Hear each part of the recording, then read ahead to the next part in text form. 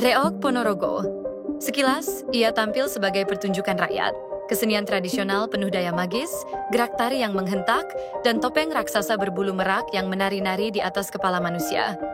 Tapi bagi masyarakat Ponorogo dan banyak kalangan di Jawa Timur, reog bukan sekadar tontonan. Ia adalah simbol. Warisan leluhur yang menyatukan unsur kekuatan, spiritualitas, dan estetika maskulinitas Jawa. Di balik kemegahan dan kekuatan simboliknya, ada bagian dari tradisi reog yang jarang dibahas secara terbuka, yakni hubungan antara Warog, tokoh sentral dalam reog, dengan sosok muda yang disebut Gemblak. Banyak yang bertanya, apakah hubungan ini mengandung unsur homoseksualitas? Apakah ini praktik sosial biasa? Atau bagian dari ritual dan nilai budaya masa lampau? Pertanyaan-pertanyaan ini tak bisa dijawab dengan sekadar ya atau tidak. Kita perlu menyelami reog bukan dari sudut pandang moral zaman sekarang, tapi lewat kacamata sejarah dan budaya tempat tradisi ini tumbuh.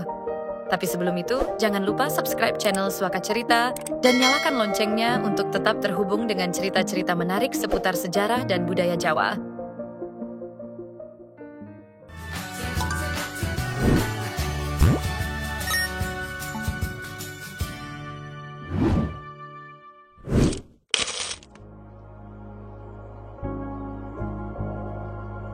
Reog Ponorogo adalah kesenian tradisional khas Kabupaten Ponorogo, Jawa Timur. Ia bukan hanya sekadar hiburan rakyat, tapi bagian dari ritual, spiritualitas, dan identitas budaya yang diwariskan lintas generasi. Dalam satu pertunjukan reog, ada banyak elemen yang terlibat. Barisan penari jatilan yang meliuk diiringi irama kendang, sosok patih bujang ganong yang jenaka namun lincah, dan tentu saja ikon paling mencolok, Singo Barong. Topeng raksasa dengan hiasan bulu merak ini bisa mencapai berat 50 kg lebih, dan dibawa hanya dengan kekuatan rahang. Di balik seluruh struktur reog, berdiri satu figur sentral, Warog. Sosok Warog tidak hanya berperan sebagai pemimpin pertunjukan, tapi juga dianggap sebagai penjaga moral dan spiritual dalam komunitas. Ia bukan sembarang orang. Warog adalah seseorang yang telah melalui serangkaian laku tirakat, pantangan, dan disiplin hidup yang keras. Ia dikenal sebagai Wong Sugihwewara, orang yang kaya akan tuntunan hidup. Ia bisa menjadi penyembuh, penengah konflik, bahkan pelindung desa. Dalam masyarakat tradisional, nama seorang warog bisa lebih didengar daripada kepala desa itu sendiri. Penampilan warog biasanya khas, berbaju serba hitam, berkumis lebat, dan berbadan tegap. Tapi yang membuatnya disegani bukan fisiknya, melainkan aura batin dan ilmu kanuragan yang diyakini ia miliki. Salah satu pantangan terbesar seorang warog adalah berhubungan dengan perempuan. Dulu dipercaya, bila warog menjalin hubungan dengan wanita, maka kesaktiannya bisa hilang. Ia bisa kehilangan daya, melemahkan energi spiritual, bahkan membuat tubuhnya loyo atau mopol. Begitu istilah Jawanya. Inilah alasan kenapa dalam struktur kehidupan warog muncul satu sistem relasi yang tak biasa, yaitu dengan seorang anak laki-laki muda yang disebut Gemblak.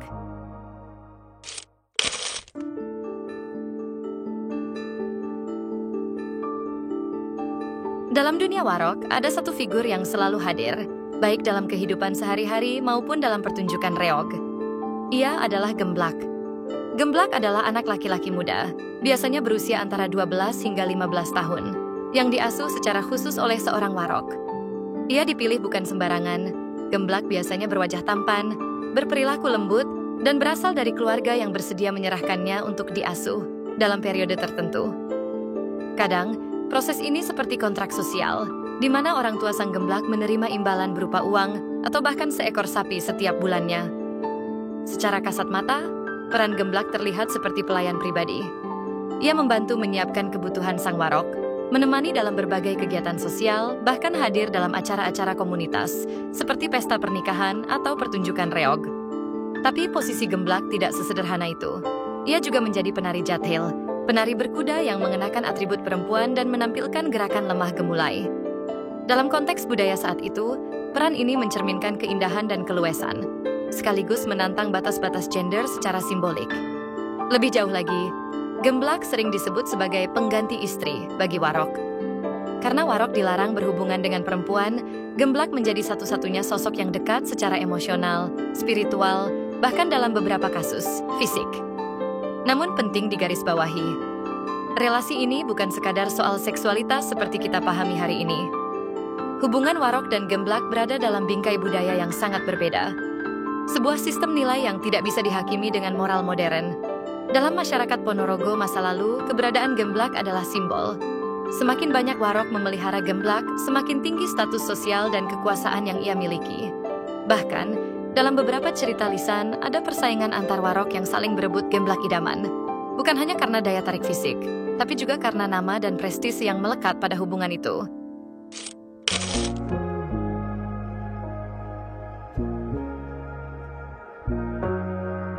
Hubungan antara Warok dan Gemblak bukan hanya relasi sosial biasa. Dalam praktiknya, ada dimensi spiritual, simbolik, sekaligus sensual yang membingkai kedekatan mereka. Di masyarakat Ponorogo masa lalu, larangan bagi Warok untuk berhubungan dengan perempuan tidak hanya bersifat fisik, tapi juga spiritual. Perempuan dianggap sebagai pengalihan energi yang bisa mengganggu laku tapa seorang Warok, maka kehadiran Gemblak menjadi semacam penyeimbang, sekaligus pengganti keintiman yang tidak melanggar laku tersebut. Namun seiring waktu, hubungan ini tidak selalu berada dalam jalur simbolik semata. Banyak kisah, baik dari penelitian maupun cerita lisan, yang menyebut bahwa Warok dan Gemblak juga menjalin relasi fisik yang mirip suami istri. Beberapa narasumber bahkan menggambarkan bagaimana relasi tersebut disertai dengan rasa kepemilikan, kecemburuan, dan ketergantungan emosional. Dalam pengertian ini, Warok dan Gemblak bukan hanya pasangan dalam struktur sosial, tapi juga dalam kedekatan fisik, meski tak pernah diumbar secara terbuka. Namun penting untuk digarisbawahi, tidak semua Warok menjalani hubungan seperti itu. Dalam berbagai wawancara dan temuan lapangan dalam jurnal akademik, banyak pihak termasuk budayawan lokal yang meyakini bahwa praktik seksual antara Warok dan Gemblak bukan bagian dari ajaran asli, melainkan penyimpangan dari laku Warok sejati. Mereka menyebutnya sebagai bentuk terjerumus dalam nafsu, sebuah kondisi ketika nilai-nilai spiritual tergeser oleh hasrat pribadi. Dalam pandangan ini, Warok yang sejati tetap menjaga jarak, membimbing Gemblak sebagai pendamping spiritual dan sosial, bukan objek seksual.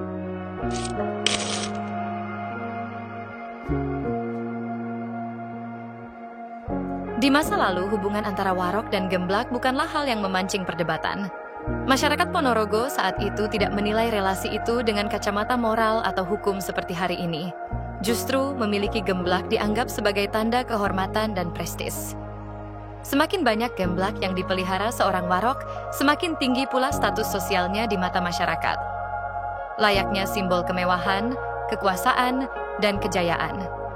Di acara-acara penting, seperti hajatan atau pertunjukan reog besar, Warok akan tampil dengan Gemblaknya, disambut dengan hormat, bahkan kagum. Namun semua berubah seiring berjalannya zaman. Masuknya pendidikan formal, berkembangnya ajaran agama secara lebih kuat, serta perubahan nilai-nilai masyarakat membuat praktik gemblakan mulai ditinggalkan. Di masa kini, banyak yang melihat relasi tersebut sebagai sesuatu yang menyimpang, tak sesuai dengan norma susila dan agama. Reog pun mengalami pergeseran. Tradisi yang dulu diterima, kini dipersoalkan. Dan bukan hanya oleh masyarakat, negara pun ikut campur. Setelah tragedi 1965, banyak grup reog dibubarkan oleh rezim Orde Baru, karena dianggap terafiliasi dengan PKI lewat organisasi kebudayaan Lekra. Bahkan, reog yang dulu sering tampil di acara PNI pun ikut kena imbas. Ketika Markum Singodimejo menjabat Bupati Ponorogo pada 1994 sampai 2004, arah kebijakan kebudayaan makin jelas. Ia menerbitkan Buku Kuning, semacam panduan resmi kesenian reog, yang menafsirkan seluruh simbol reog lewat sudut pandang Islam. Akibatnya, nilai-nilai lama perlahan digeser. Warok yang dulu dihormati sebagai figur spiritual dan pemilik ilmu kanuragan, kini menyusut perannya hanya menjadi pemimpin grup seni. Relasi dengan Gemblak menghilang. Jatilan yang dulu dimainkan oleh anak lelaki, kini diganti oleh perempuan tulen. Dan yang tersisa dari Warok hanya nama, bukan lagi wibawa atau kekuatan batinnya. Jadi, apakah hubungan Warok dan Gemblak bisa disebut praktik homoseksual? Beberapa sumber memang mencatat adanya kedekatan fisik dan emosional antara keduanya. Tapi menyederhanakannya sebagai relasi seksual modern justru mengabaikan konteks budaya dan spiritual yang menyertainya. Dalam kerangka tradisi, hubungan ini menyimpan banyak lapisan. Pantangan, simbol kekuasaan, hingga status sosial. Seiring waktu, nilai-nilai ini bergeser. Bukan hanya karena perubahan cara pandang masyarakat, tapi juga karena intervensi negara terhadap budaya lokal. Tradisi reog yang semula punya ruang untuk simbol-simbol non-konvensional, perlahan diarahkan untuk sesuai dengan narasi resmi dan moral dominan. Peran warog pun menyusut dan struktur reog berubah. Dari sini kita bisa belajar.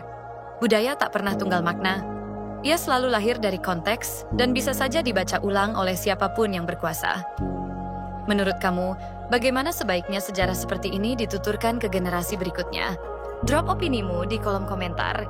Jangan lupa like, subscribe, dan nyalakan loncengnya. Karena sejarah nggak selalu soal benar atau salah, tapi soal berani memahami lebih dalam. Sampai jumpa di episode berikutnya.